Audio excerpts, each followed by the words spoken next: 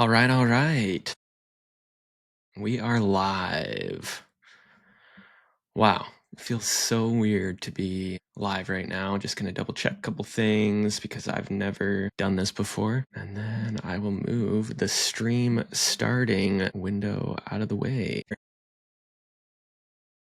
Welcome to the Toolbox Live. Sort of a podcast, just double checking the live stream on YouTube, make sure everything's going there. There's always a little bit of a lag, so just kind of curious and using this as a way to test things out. It's December 20th. We're live streaming from the Upper West Side of Manhattan in New York City. And this is the Toolbox Live. So some of my thought process with this and why I'm going live, I think I want to dive into a little bit of that and also touch on what the Toolbox is. But I'll probably repeat this the next time we go live and the next time after that, as I use a couple of these to kind of figure out the settings. For the 5 people that are joining, really appreciate you guys tuning in for this and hanging out. It is definitely going to be more of a hangout and a casual chat versus something programmed and scheduled. I have some things on my agenda that I can talk through, but for the most part, just wanted to use this as a chance to hang out. Zero expectations from this. What I'm using for the live stream right now is a software called Riverside.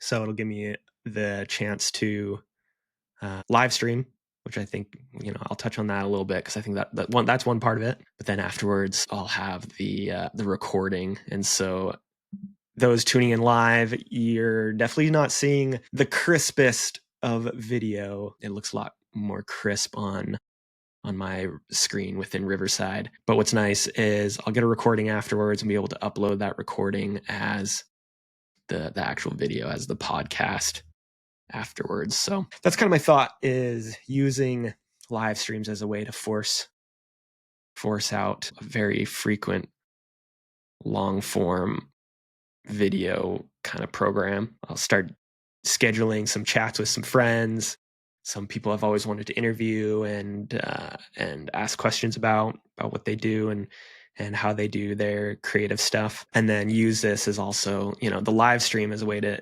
kind of schedule those programs and figure that out, but then upload the recordings to both YouTube, so you'll always have access to these chats, and then upload to Spotify as well. And then who knows, maybe we'll do some non-live streaming broadcasts or non-live streaming episodes that are just, uploaded straight to the podcast, straight to Spotify or straight to YouTube. But yeah, just really liking live streaming. There's a big trend with live streaming right now. Well, I don't know if I'd use the word trend. It's going to be a big thing, and it's starting to pick up. And there's some niche spaces. Some of the marketing guys that I follow, they're live streaming a lot, and TikTok is really dominating live shopping. So I've always been someone who enjoyed jumping on things early, especially if it's content related. I'm not going to dive too much into my history with creating content on YouTube, but it's been 15 years now of making videos since I was in high school. So just saw that, it's live streaming is obviously huge for people like Speed and Kai Cenat, and I don't know if that's how you pronounce his name, but there's some big celebrities in the Twitch and YouTube live streaming space, but I think it's going to become a lot larger and a lot bigger. So I figured might as well just start. And it's kind of fun to just hang out too. There's a creator that I follow and actually just met for the first time last month, Craig Adams. And he's a hiking YouTuber. He uploads these 4-hour, 10-hour long videos of his hikes, and a lot of times there's no talking, voiceover. It's just him, sort of ASMR-esque, sort of kind of background type video and audio, sort of a utility to his videos where you can just kind of like turn them on for hours and soak in his environment. Something that he does, which kind of changed my idea of live streaming, and using that to also upload a podcast is he just live streams some really long chats every once in a while, these big sort of updates on what he's doing and being able to chat more with his audience and connect.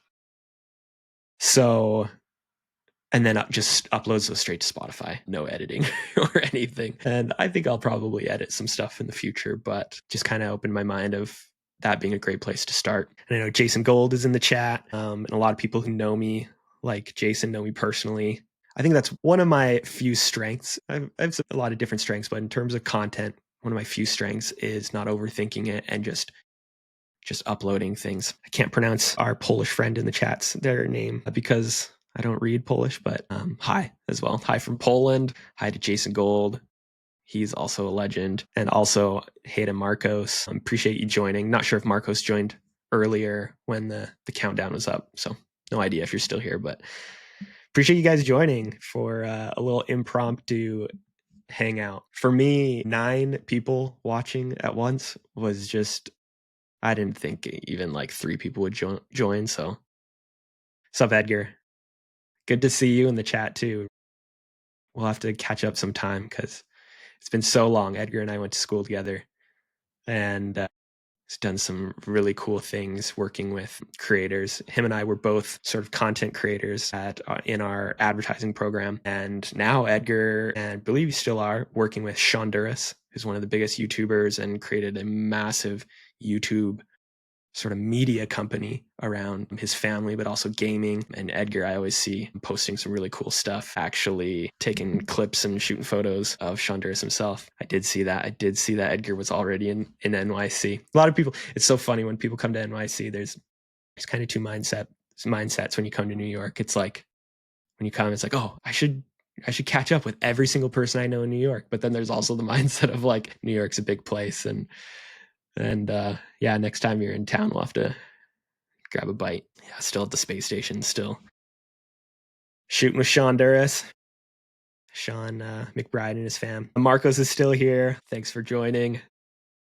Wonder who that is, if I know them. And yeah, back to this whole thing, just to recap what I was saying. I'm going to start live streaming, mostly to fuel content, to just start talking.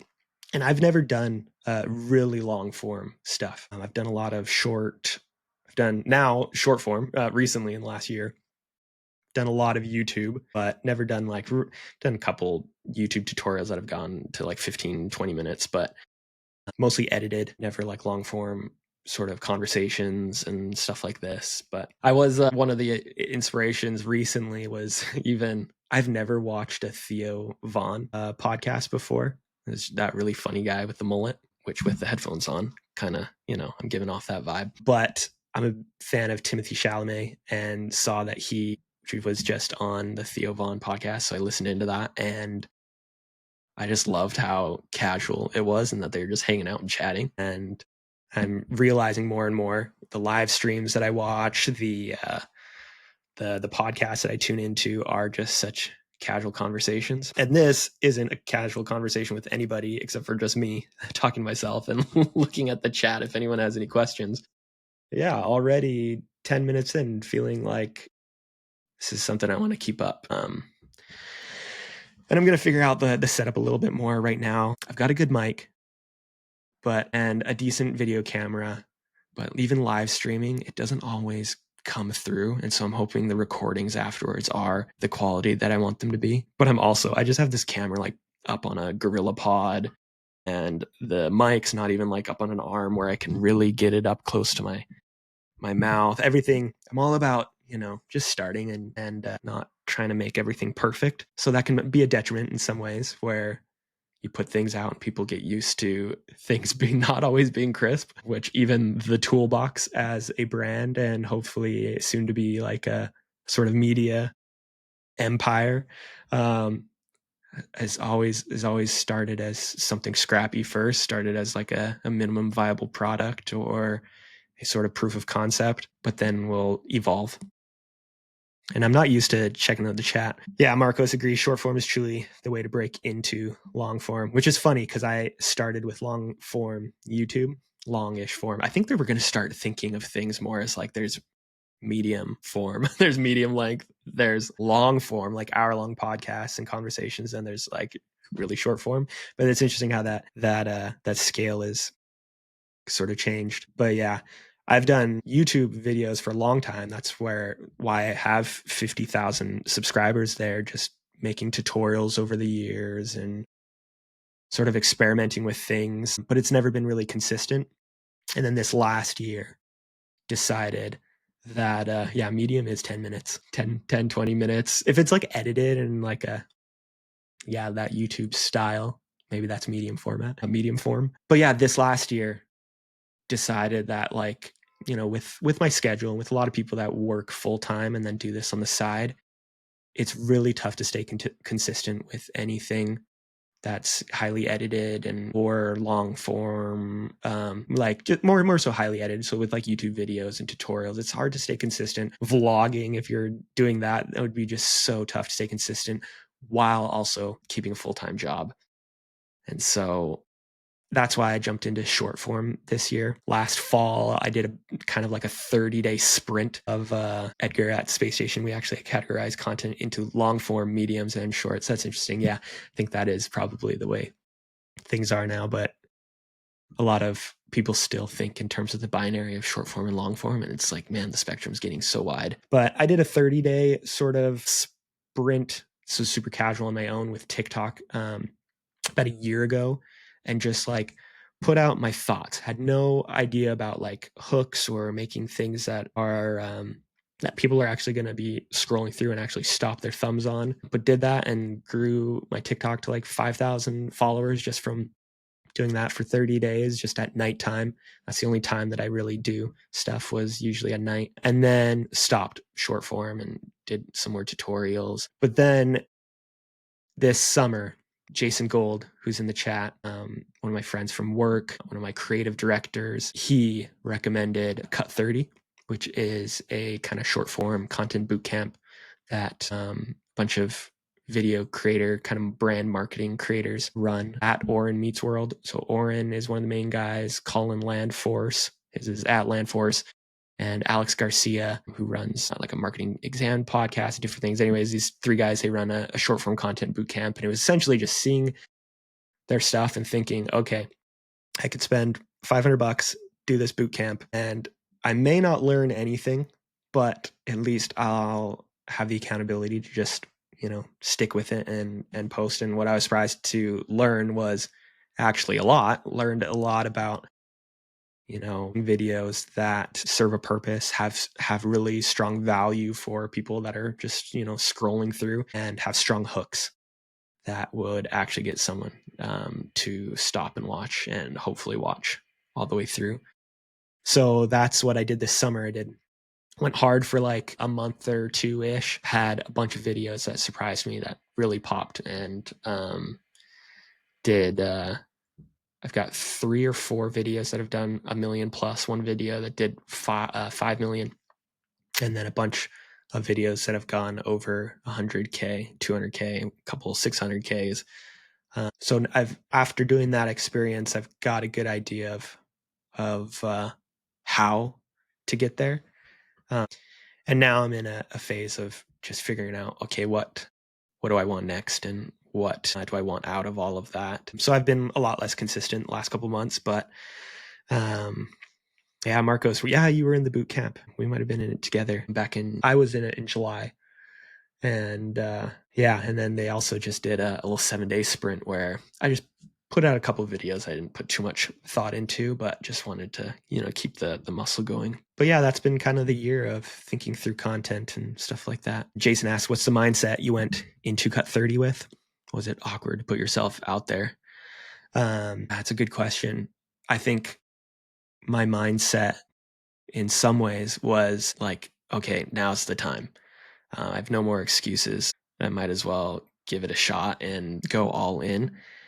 And there's a story that I like to talk a lot about that I want to like dive more into in the future. But long story short, I was in New Zealand for a study abroad 1 year, surfing, learning yeah, on the study abroad, taking a surf class with this surf instructor, and this surf instructor in the south end of New Zealand, who is an Italian Sri Lankan surf instructor. I was talking with him one time. I was basically like interviewing him to create some documentary video stuff for this study abroad that I was on, and asking him about his life and things like that, and just like was so surprised at where he was in comparison to where he's come from Italy and Sri Lanka and everything, and ended up in the southern end of New Zealand teaching surfing to this random Canadian kid who was on a study abroad. It just was such a connection of different backgrounds, and something that he said that a lot of people have said that I've now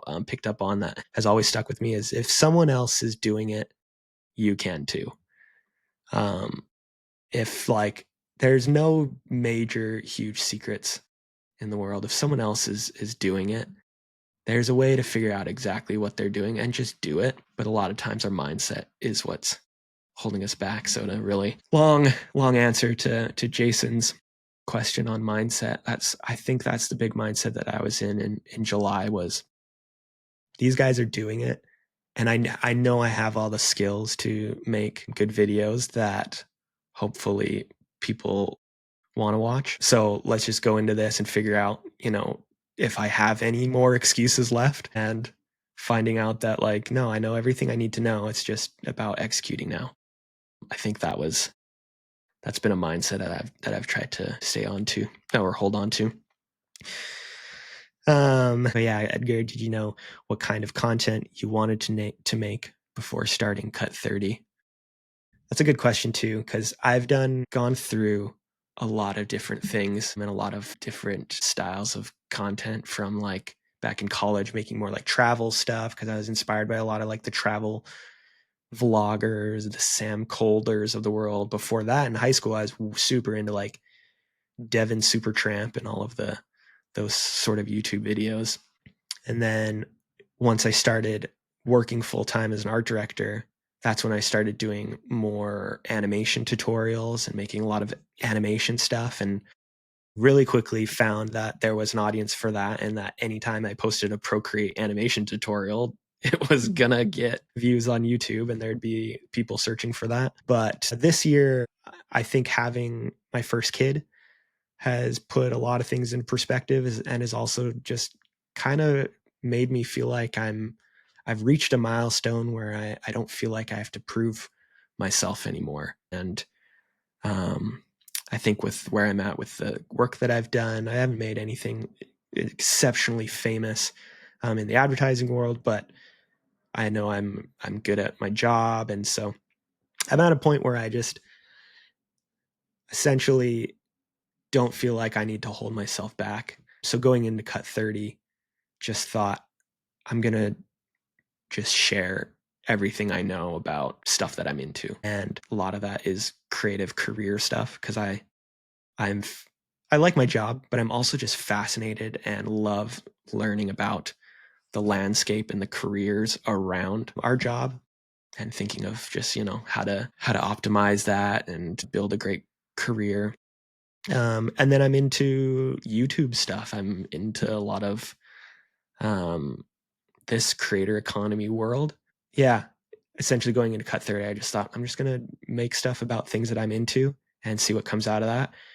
Like Marcos said, the lazy art director stuff that I was posting and things like that was a lot of just me experimenting with concepts that I have in my head, ideas that I have, and just throwing it out there and seeing what sticks. But yeah, just things that I'm into for the most part. But it kind of brings me to the toolbox, and what the toolbox even is. It's like I said, I have a tendency to just make things and start things that are very sort of MVP-esque, minimum viable products, and just like, just getting things out there. And that's a strength that I have, where I won't worry about things being perfect, and just like, make a thing, put it out, see if there's an audience for it.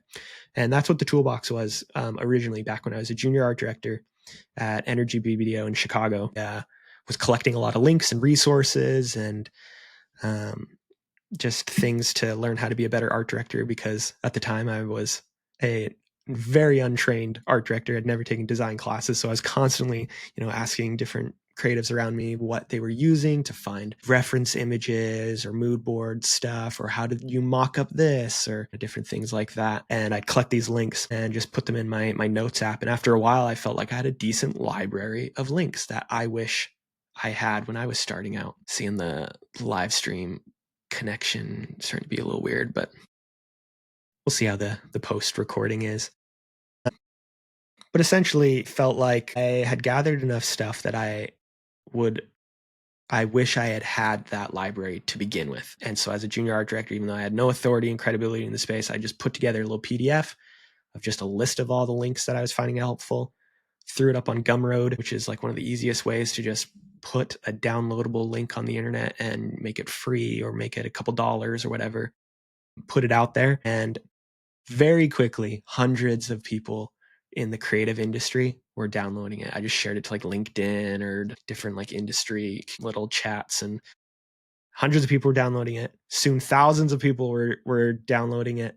And I was getting all these DMs as a junior art director, mid-level art director, from like a couple instructors from different colleges and different people from like ad portfolio schools asking like, hey, I hope you don't mind, I'm sharing your PDF around to all the students in our class or whatever. So I started to realize that there was something there, but as like a junior and mid-level art director, I didn't feel like I really had the authority and credibility to like build on it too much, but created that little PDF ebook, and then eventually decided that I just wanted to make it as accessible as possible, but also as easy for me to update as possible. So I turned it into a website that's connected to my own Notion database, where I can just upload the best resources that I actually use. I don't just like upload any sort of link or resource to the toolbox.art, but I try to keep it curated. And so now the toolbox.art is the website.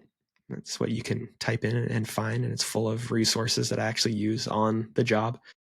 But it's starting to feel like it could be more. I've made a lot of videos the last few months where I've shared tools on Instagram, tools that I use, websites that I use, just like little easy websites that make the job easier. And I would collaborate those posts with another Instagram profile that I set up under the brand, the Toolbox. And those videos, anything tools related, would be the videos that would just explode. And even though I haven't done anything active on the Toolbox Instagram, I just collaborate with it so that it gets some credit for those videos. And anyone who goes to the Toolbox Instagram can use it as like a library. And like look at past videos. So even though I haven't put a ton of effort into it, it's got 24,000 followers on the toolbox.art Instagram. And I thought that was wild. And it's grown almost as fast as my own personal Instagram that I'm actually putting effort into. And so it kind of made me realize that there's something more there. And I feel like I'm ready to like build it out more. So that's why you're listening to this, is the Toolbox as a sort of sub brand that I'll build alongside just any sort of content that I make will be both a website. It will be a newsletter, which I'm excited to share more about the newsletter, because it's got when you sign up, you'll get just a bunch of free links and resources to things, and it'll be a pretty more consistent and automated experience. And then it'll also be this podcast. So when you think about, little media companies or things building a business around this sort of thing, it feels like that's a pretty solid, well-rounded content business, is, long form podcast, website that people actually go to. In the month of November or October, it was like 15,000 active users, which for the tiny advertising creative industry, that seemed like pretty good. And I haven't been actively promoting that website like at all. And then also the Instagram, it has a following. So feels like it's a legit thing. Dima, if I'm saying that right. I like your videos about balance between creative, job, family. Because 3 months ago, I became a father, and see how it differs from life previous. I feel you, man. I became a father, my first child, 15 months ago. He's almost 16 months. And yeah, it changes things.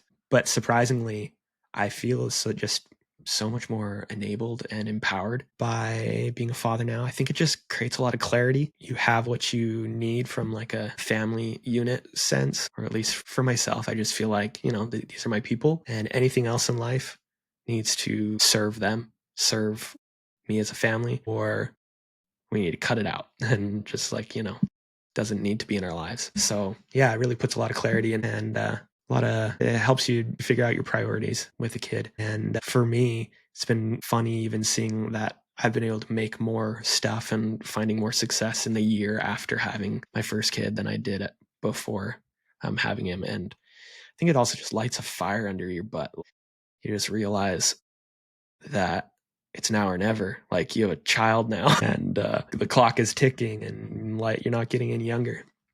So anyways, that's the Toolbox, a website, a newsletter, an Instagram. It's going to be more. This is the first podcast. It's feeling like it's more, I don't know, feels like a more valuable chat than I expected. 8 of you are still watching live, and then we'll see who watches afterwards, the long form. My lives podcast workflow. If you're curious, feel free to ask any questions, but essentially I'm using Riverside.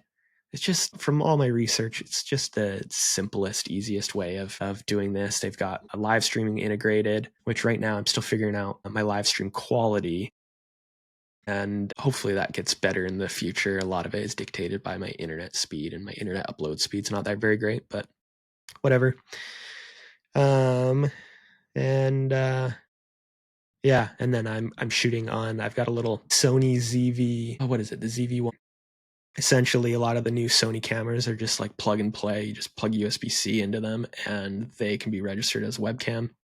So I grabbed one of those for Black Friday, and it's not like my camera quality is like mind-blowingly amazing, but I think when you watch the post recording, it'll be a little bit better than obviously my FaceTime camera. And then as a little bit of a recap of recent content, I was going to try sharing my screen and just seeing what that was like, and kind of go over some of the most recent videos that I've put out here, and how they went, and the experience of doing those. Jason, really appreciate you joining and being such a huge supporter.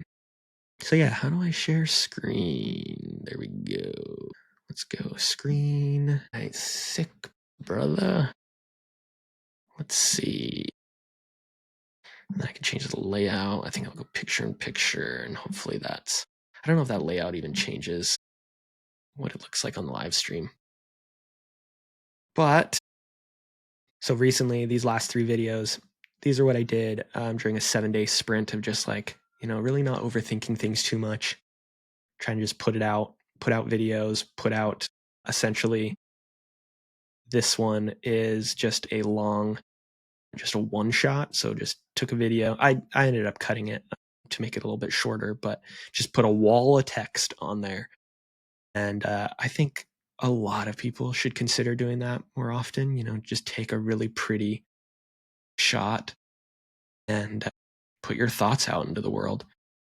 One of my friends from work, Pollock, that's her website. Let me see if I can go to her Instagram. She works with Jason Gold and I, and she has an Instagram, Poetry and Postcards, and we were just chatting the other day about how that's essentially what she does.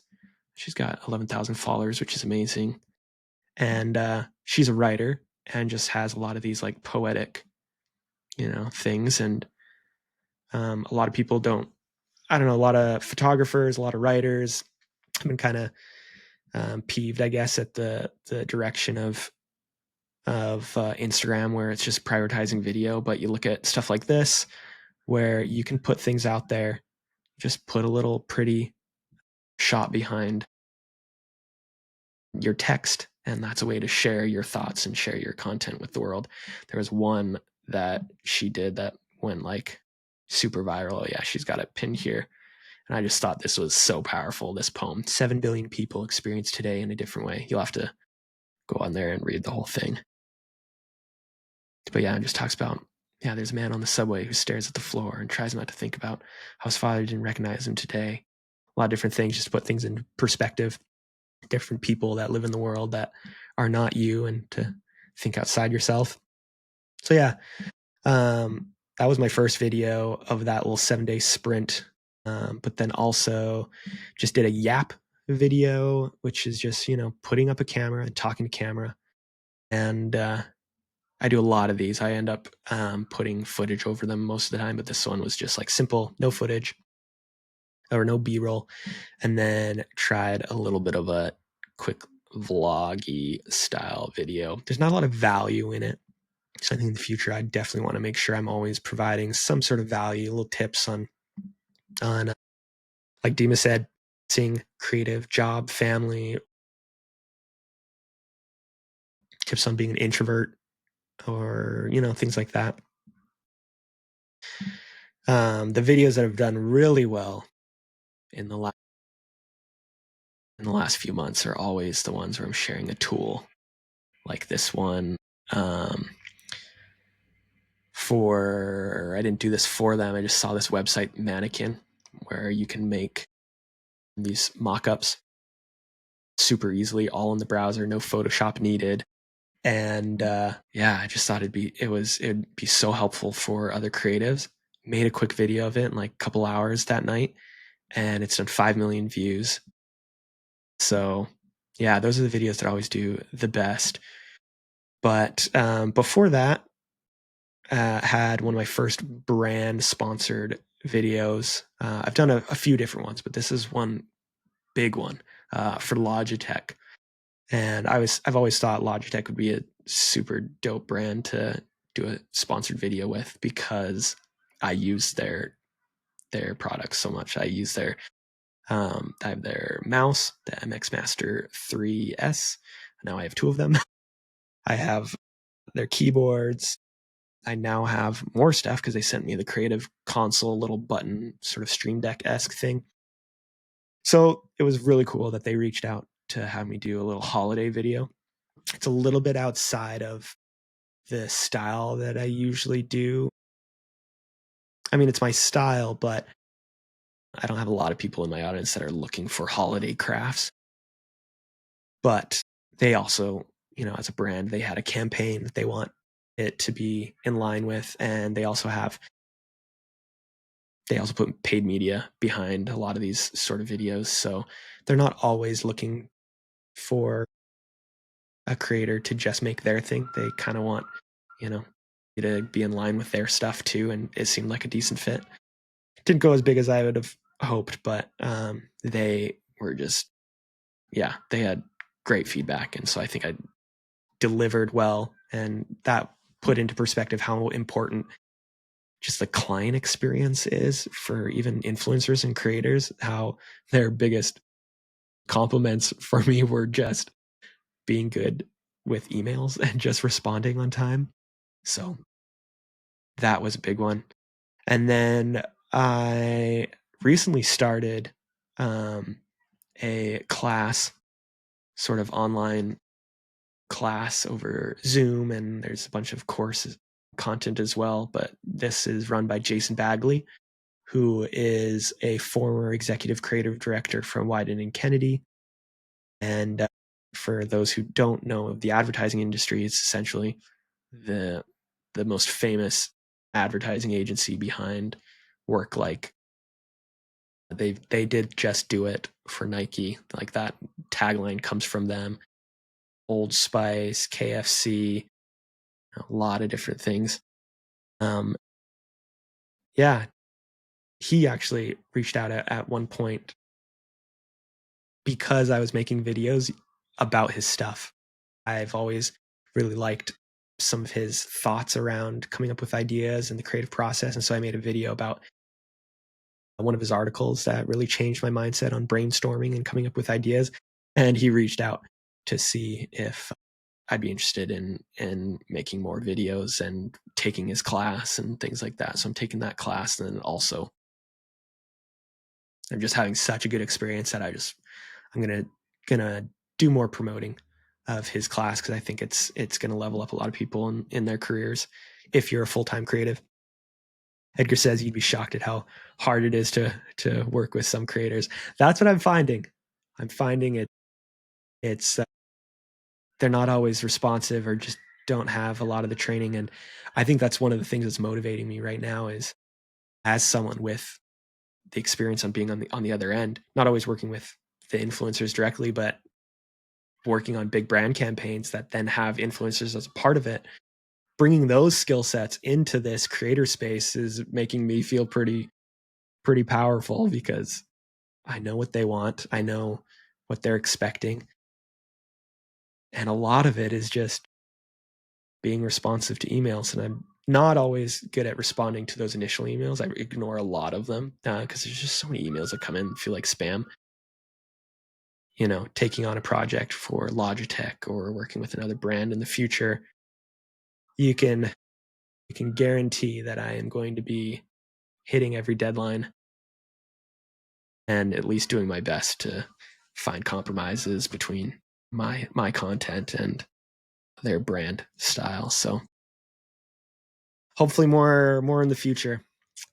Not gonna do too much sponsored stuff without also putting out just some consistent regular value content from me. And I haven't been as consistent with that lately. So I need to, get that going before I want to really push the brand stuff. But also at the same time, a lot of things when a brand is so in line with a creator's content, it doesn't matter if every video is sponsored or every video is a paid video if it's a perfect fit. And that's where I'm hoping to find more of those, websites and tools and different companies that build tools for creatives. I think that's really a good fit for me.